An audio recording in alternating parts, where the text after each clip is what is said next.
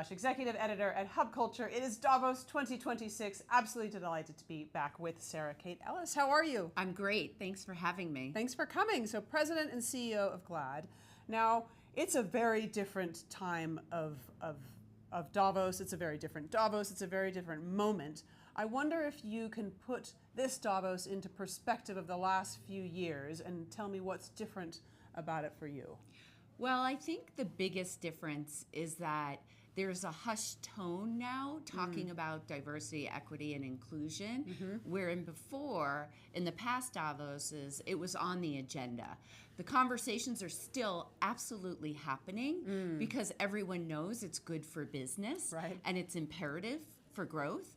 But because there's been such a backlash in the United States, and especially at the government level, people are talking about it. It's just quieter. And you're seeing that across everything, whether it be women's issues or it be climate control.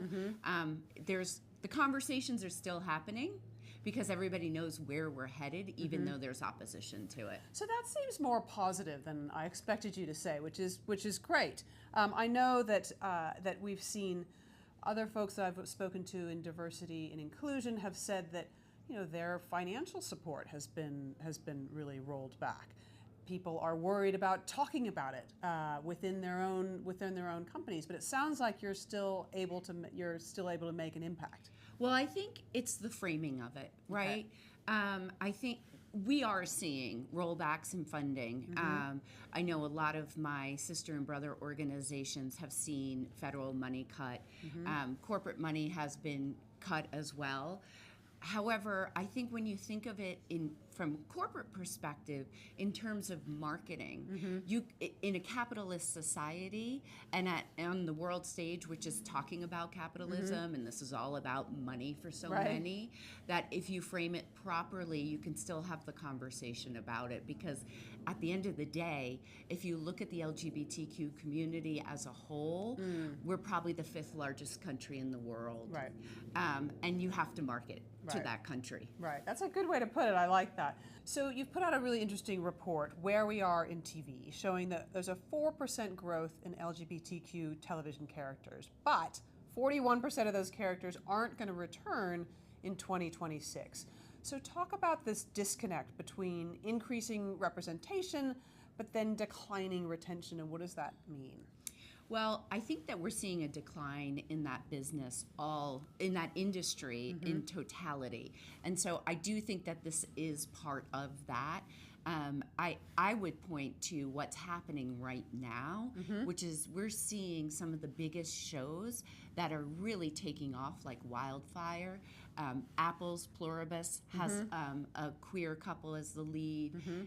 Think of Beast in Me, which was top rated on Netflix. Heated Rivalry. So we are seeing so much content come out that is LGB inclusive. We need more trans inclusion for sure. But what's interesting that I'm finding about this particular slate of shows that have been coming out is that we're not seeing the resistance, we're not seeing lobbying against the platforms, and the characters, their queerness is not the main story. It's part of the story. And that has always been the dream of GLAAD, is that we're in every family, we're in every community, we're in every workplace. We should be in every story, and it doesn't have to be a big deal. And so I'm really excited to see this happening right now. We've been obsessed with Pluribus in my house. Oh yes, isn't it good? I haven't finished, so don't tell me. Me neither, okay, no good, spoilers. Good. Well, let's talk a little bit about disinformation, because this isn't just an issue for the LGBTQ community. It's an issue for any community that you might be in. But you're fighting against some of this rising disinformation, misinformation. Talk a little bit about the importance that the media has to play and what accurate media coverage means to cover legislative or to counter legislative threats to transgender rights, where storytelling might be reaching its limits. So I think there's two pieces to this. One is, what is media now and where is influence coming from? And so we've done a deep dive study at GLAAD to understand that and what's happening in our society and where are voices being heard that are influential. And what we're seeing is content creators and podcasts are really taking the reins there. And what's happening is there's these parasocial relationships, which means that when you listen to a podcast, a lot of times it's in your ear and you feel like this person is talking to you.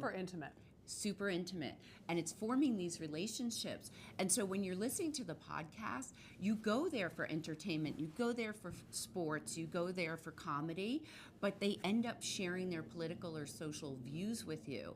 So you're not going there for that, but you're learning about their view and you feel connected, so they have a bigger influence on you. Now, in terms of mis and disinformation, we've entered a new world, which is, we call at GLAAD the verification culture. So anytime, and this is US numbers, but 75% of US adults, when they learn of a news story or learn of something new, they go and verify it. Where do they go verify it? Their first source is SEO, so like Google search. Their second source is local and national news, so still very relevant and important in sharing truth and information. Their third source is AEO search, which is called AEO. Right, is that artificial intelligence? I mean, yes, thank you. AI? It's AEO and it's AI search. Okay, there, so that's I mean, the a lot third, of acronyms. Right, that's the third most. That will take over SEO in a very short period of time. I predict in 6 months. And is there a difference between what you might learn through artificial intelligence search and a Google search or a national news source? So a SEO search will give you a source and give you the information. An AEO search will give you a paragraph with information. It will source it, but people don't go to the second source, right, on AEO. So what's really important is what we're feeding these models to make sure that the truth is coming through. Also interesting is that when people do the searches, they only look at the top 2 outputs. So they're not scrolling down, they're just looking at the top 2, and we found that getting the truth out there, that is a really important way of doing it. I mean, I'm guilty of that, right? I mean, I look at the top. So yeah, I do it all the time. I am pretty good at thinking, wait, does that make sense? But can you believe 5 years ago you didn't have to think that? That's true.